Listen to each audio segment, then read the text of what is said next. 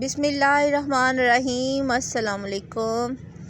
بیسن کو تھوڑے سے ہلکے گلاب میں ملا کر گاڑھا پیسٹ بنا لیں اور اسے چہرے اور گردن کی جلد پر اچھی طرح سے لگا لیں۔ تھوڑی دیر کے لیے چھوڑ دیں ایسے ہی ماسک کو۔ جب ماسک خشک ہو جائے تو چہرے کو اچھی طرح ٹھنڈے پانی سے دھو لیں اور کپڑے سے خشک کر لیں۔ اب جو کا آٹا، سوکھا دودھ اور سفید شکر دودھ میں مکس کر کے پورے جسم کا مساج کریں۔ یہ بہترین باڈی اسکرب ہے۔ قدرتی طور پر چمک اور آئے گی اور رنگ گورا ہوگا۔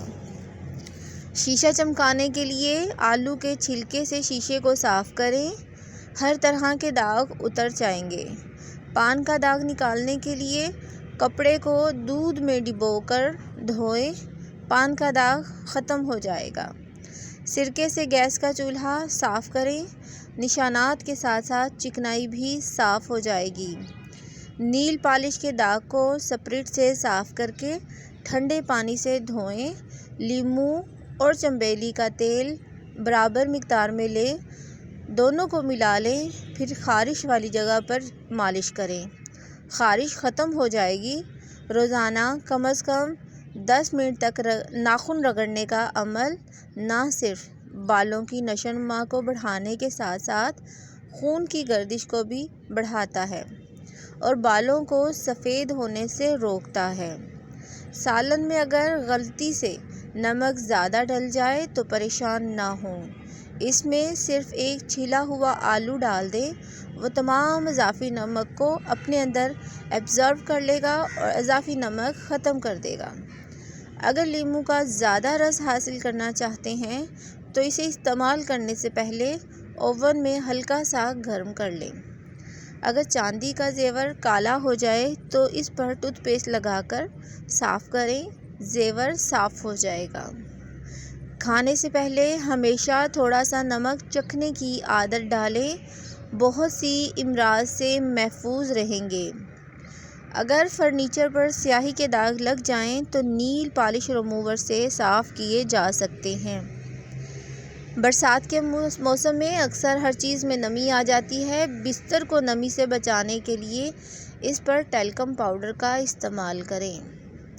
انڈوں کو ابالنے سے پہلے اگر پانی میں تھوڑا سا نمک ملا لیں تو انڈے کا چھلکا آسانی سے اترتا ہے اور انڈا بھی نہیں ٹوٹتا۔ کریلے کو لمبائی کے رخ کاٹنے سے ان کی کڑواہٹ بہت کم ہو جاتی ہے۔ انہیں نمک لگا کر 1 گھنٹے کے لیے فریج میں رکھ دیں، پھر دھو لیں۔ اگر فوری استعمال کرنے ہوں تو نمک لگا کر فریزر میں رکھ لیں اور 10 منٹ بعد دھو لیں۔ مچھلی کی بو دور کرنے کے لیے اس کو بغیر دھوئے نمک لگا کر 2 گھنٹے کے لیے رکھ دیں، پھر آٹے سے دھو لیں۔ مچھلی کی بو ختم ہو جائے گی۔ کیک میں انڈوں کی بدبو دور کرنے کے لیے اگر اس کے آمیزے میں 1 بڑا چمچ شہد ڈال دیا جائے تو کیک میں سے انڈوں کی بو نہیں آتی۔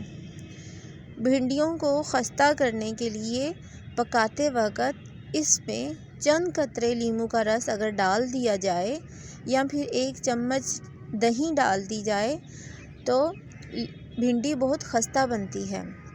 اگر آپ کے بالوں میں ببل چپک جائے تو وہاں تھوڑا سا شہد لگائیں اور کچھ دیر کے بعد دھو لیں، ببل اتر جائے گی۔ اگر گردے میں پتھری ہو تو ناریل کے پانی میں انگور کا رس ڈال کر پئیں، یہ گردے کی پتھری کا بہترین علاج ہے۔ بچوں کے لیے بچوں کے پیٹ میں اگر درد ہو تو نیم گرم کر کے تیل ان کی ناف میں لگائیں، اس سے بچوں کے پیٹ کا درد ختم ہو جاتا ہے۔ رات کے کھانے میں بند گوبھی کا استعمال کریں، یہ موٹاپے کو کم کرنے کا سبب بنتی ہے۔ ٹوٹے ہوئے دندانوں کی کنگھی کبھی نہ استعمال کیجیے، اس سے پریشانی آتی ہے۔ سر دھونے کے لیے ٹھنڈا پانی استعمال کریں، ہاں البتہ اگر سردی کے موسم میں ہلکے نیم گرم پانی سے دھو لیں۔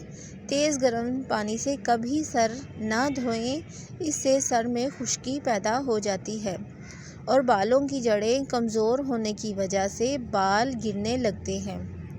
نہانے سے پہلے بالوں میں تیل لگا لیں، اس سے بالوں کی جڑیں مضبوط ہوتی ہیں۔ کسی کی بھی استعمال شدہ کنگھی استعمال کرنے سے پرہیز کریں۔ زندگی کے آدھے غم ہم انسان دوسروں سے غلط توقعات کر کے خریدتا ہے۔ روزانہ زیتون کا تیل سر میں ڈال کر گنجے حصے کی خوب مالش کریں۔ انشاءاللہ اس طرح سے بند شدہ مسام کھل جائیں گے اور بال اگنے لگیں گے۔